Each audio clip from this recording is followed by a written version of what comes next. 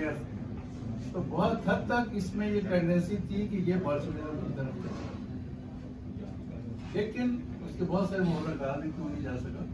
Industrial worker कम था, उस तरह की कम्युनिस्ट पार्टी भी वहाँ पे बनी थी।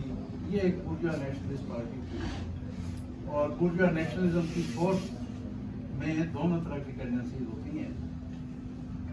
किसी हद तक हम भुट्टो की जो नेशनलिज्म है उसको भी इस तहरीक में कह सकते हैं, जिसमें बहुत सारी कलर। तो अतातुर्क की जो तहरीक आज़ादी है उसके अंदर दोनों तरह, लेकिन फिर डोमिनेट कर गई जो प्रो वेस्टर्न, क्योंकि वो लोग अंदाजा नहीं लगा पाए, बल्कि दलीलें ये दी जाती थी कि अमेरिका तो इतनी दूर है, वो बरतानिया और फ्रांस की तरह आगे कब्जा नहीं कर सकता। ये दलाइल है जो आज़ादी कानून ने दिए हैं। लेकिन पहली आलमी जंग के बाद दो इनकलाब हुए,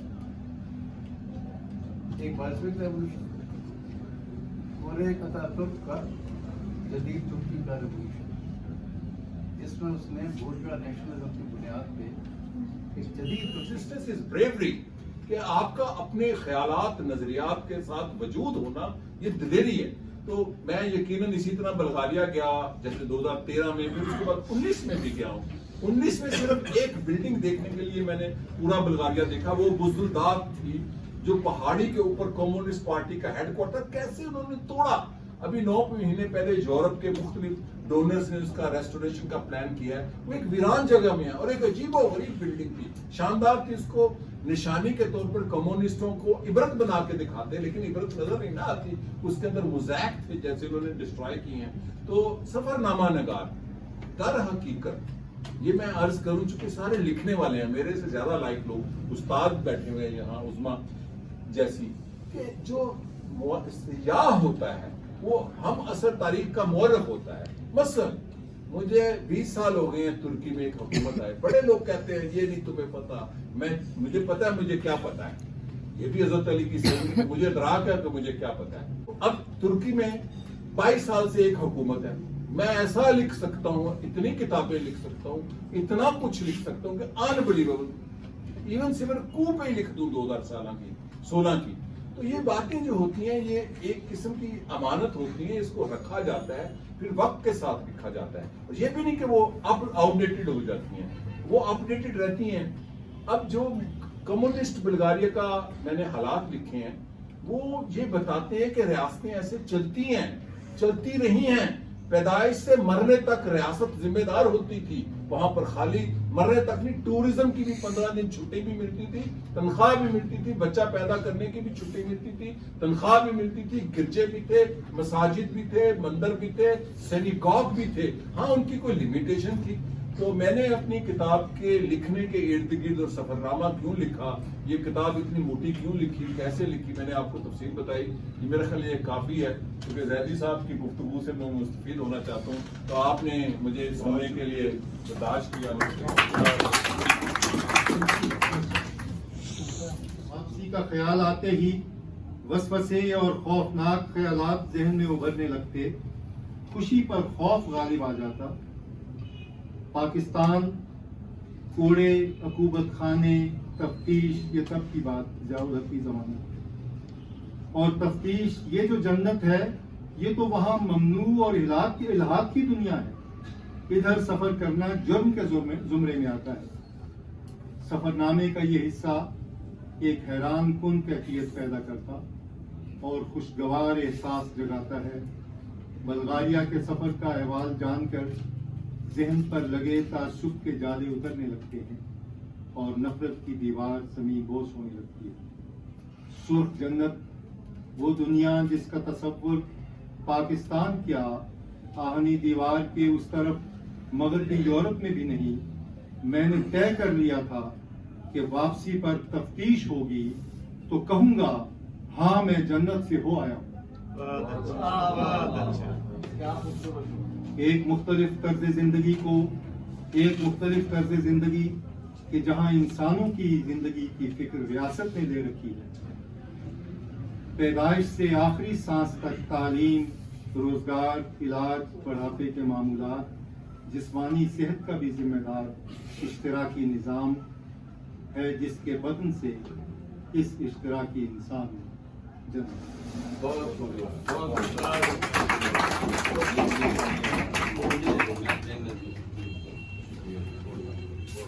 پر ویزے کی مہروں نے میری جہاں گردی کے در کھول دیے ہیں۔ میں مشرق وسطیٰ اور یورپ کو چھونے جا رہا تھا اور سرخ جنت جو آہنی دیوار کے پیچھے آباد۔ ایران اور ترکی کی سیاحت کا اپنا لطف ہے جسے مصنف کے حسن قلم نے دوبالا کر دیا ہے۔ ان دونوں ممالک کے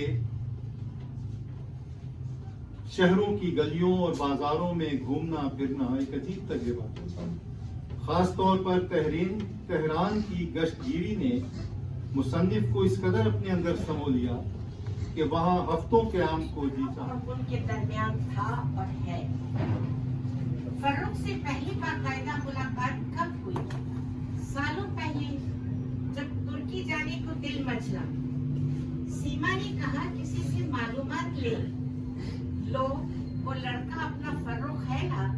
ارے بھائی ایک ہی تو بندہ ہے اس لاہور میں جو زمانوں سے ترکی کے عشق میں مبتلا ہے، اور جب اس کے گھر کے دروازے پر دستک کے بعد اندر داخل ہوئی تو ہر سو ترکی ہی ترکی بکھرا ہوا تھا۔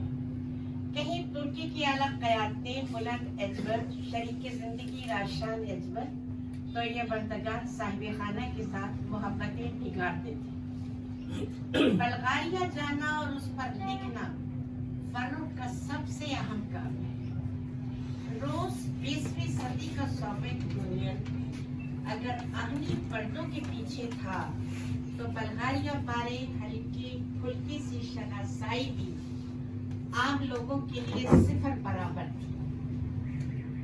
سوویت سے متعلق پہلی تحریر عوامی سطح پر بیگم اختر ریاض الدین احمد کی تھی۔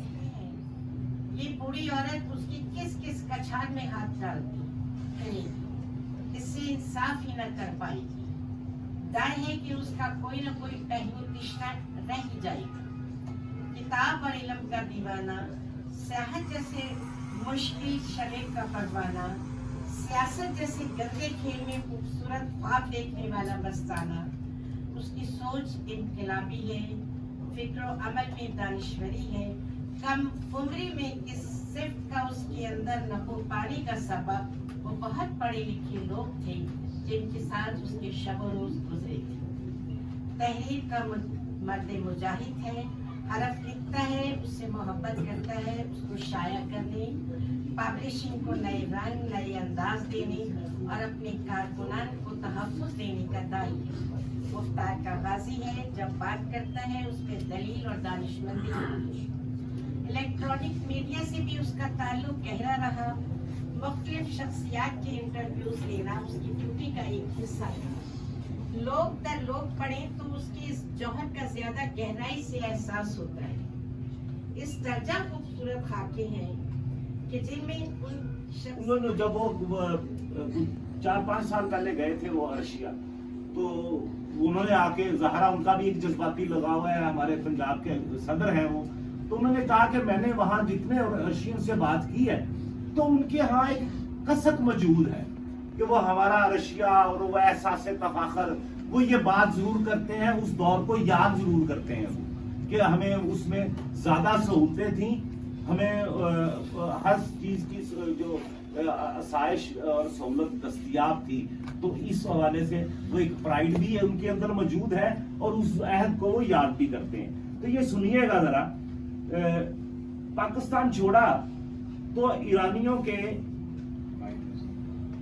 نہیں، وہ میں کہیں وہ غلط نشان لگایا، باہر کیا نشان کہیں اور پہ لگ گیا۔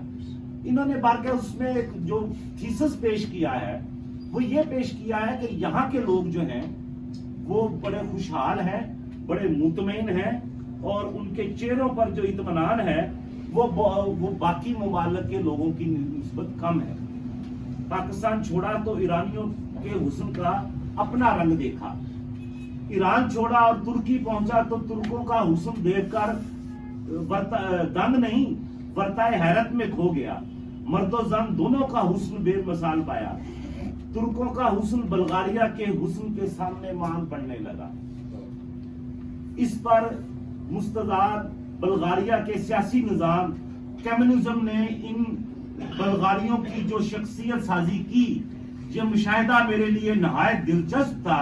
पाकिस्तान, हिंदुस्तान, ईरान और तुर्की देखने के बाद इस तरह की इंसान का तजुर्बा, मगर बल्गारिया वालों के चेहरों पर हुस्न के साथ एक और चीज देखने को मिली, इत्मीनान और सादगी, बेफिक्री और बेचैनी, नदारत। इस इंसानी रवैये ने उनके हुस्न को चार चांद लगा दिए हैं। मेरा मुशाहिदा है कि उनके तर्ज जिंदगी ने भी उन्हें मजीद हुस्न से नवाज दिया है। तो भाई कौमें जो है वो कैसे बनती हैं, किस तरीके से तारीख के मुख्तलिफ दराहों में क्या कुछ होता रहा, ये पुराने कूचों में, उन शहरों में, बाजारों में लोगों से, उनके नशिस्तों बर्खास्त के हवाले से, उनके खाने पीने के हवाले से जो जितनी डिटेल से गोइंदी साहब ने यहाँ इस सफरनामे में बात की है, मैं नहीं समझता कि उर्दू के हमारे किसी भी एक सफरनामे की तैयारी कर ली जाती है और कोशिश की जाती है कि जल्द से जल्द इसको कारी तक पहुंचा दिया जाए। इसके बरअक्स फरूक ने एक दुश्वार रास्ता अपनाया कि इन्होंने उन मालूमात को, उन तजुर्बात को अपने जहन की भट्टी में इस हद तक पकाया कि उसमें दहाइयाँ लग गई। ऐसा सब्र भी मेरा ख्याल है किसी किसी में होता है, लेकिन इन्होंने उन तजुर्बात को एक ख़ास तनाज़ुर में जिस तरह से देखा और जिस तरह से उनको बयान किया है, ये भी इन्हीं का खासा है।